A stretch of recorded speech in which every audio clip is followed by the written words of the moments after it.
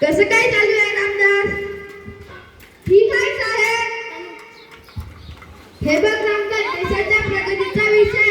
तू जर तुझी जमीन विकला, उद्या मोठ्या मोठ्या कंपन्या उभ्या राहतील. तिथे इम्पॅक्ट, त्याच्यात तयार होईल, रोजगार निर्मिती होईल. शेवटी देशाची प्रगती होईल ना? का हो? आणि आम्हाला असं वाटतं का हो, देशाच्या प्रगतीमध्ये एक शेतकरी म्हणून तू तुझं योगदान दिलं पाहिजे. बाकी चहा मस्त झाला वहिनी. काय ठरवलं तू रामदास?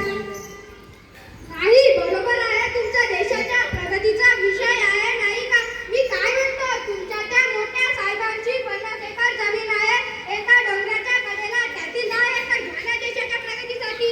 पण नको, तुम्हाला आमची 1.5 एकर जागा इथे पाहिजे. आधी लालूच दाखवून आमच्या जमिनीवर बिगोल वावर घ्यायच्या, नंतर ओळखीतून त्यातून हायवे टाकून घ्यायच्या, MIDC टाकून घ्यायच्या, मग 10 भावाने विकायच्या. आमच्याकडून एकरात घ्यायच्या आणि आम्हाला स्क्वेअर फीट भावाने विकायच्या. आणि म्हणे देशाच्या प्रगतीचा विषय आहे. देशाच्या प्रगतीचे नका सांगू साहेब. देश स्वातंत्र्य झाल्यापासून शेतकऱ्यांनी प्रगतीला जास्त योगदान दिलं आहे. या देशात काही बी झालं तरी शेतकऱ्यालाच फटका बसतो. पाऊस कम पडला शेतकऱ्याला फटका, पाऊस जास्त पडला शेतकऱ्याला फटका. कोरोना आला, मोर्चा निघाले, युद्ध झाले तरी शेतकऱ्यालाच फटका. शेतकरी कधीच गरीब नव्हता साहेब. तुम्ही शेतकऱ्यांना गरीब केलं. तुमच्या घरातला गॅस आजही बंद असेल, पण आमच्या घरातल्या चुली आजही चालू आहे. शेतकरी कधीच गरीब नव्हता साहेब. तुम्ही शेतकऱ्यांना गरीब केलं. कोरोनात मास्क लावून तुमचा श्वास गुदमरला होता, पण आम्ही मोकळ्या मनात श्वास घेत होतो. शेतकरी कधीच गरीब नव्हता साहेब. तुम्ही शेतकऱ्यांना गरीब केलंय.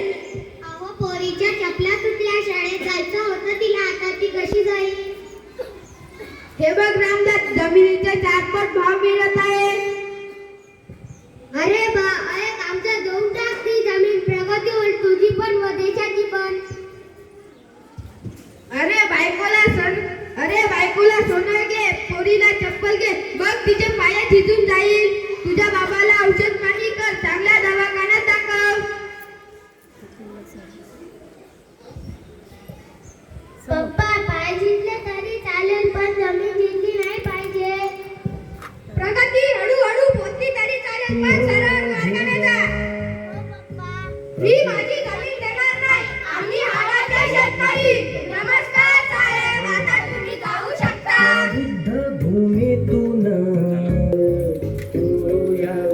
शेतकऱ्याला जगाचा पोशिंदा म्हटले जाते. शेतकऱ्याला जगाचा पोशिंदा म्हटले जाते.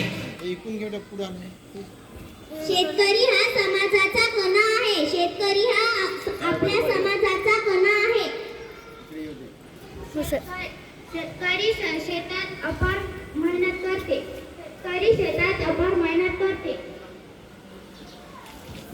आपल्याला शेतकऱ्यामुळे अन्न मिळते.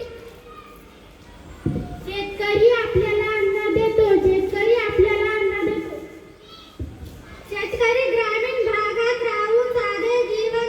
शेतकरी ग्रामीण भागात राहून साधे जीवन जगतात. शेतकऱ्यांची शेती निसर्गावर अवलंबून असते. शेतकऱ्यापुढे आजही अनेक समस्या आहेत. भारतीय अर्थव्यवस्थेत शेतकऱ्याचा महत्त्वाचा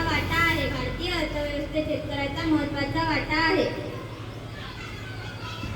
आपण शेतीमालास योग्य किंमत द्यायला हवी.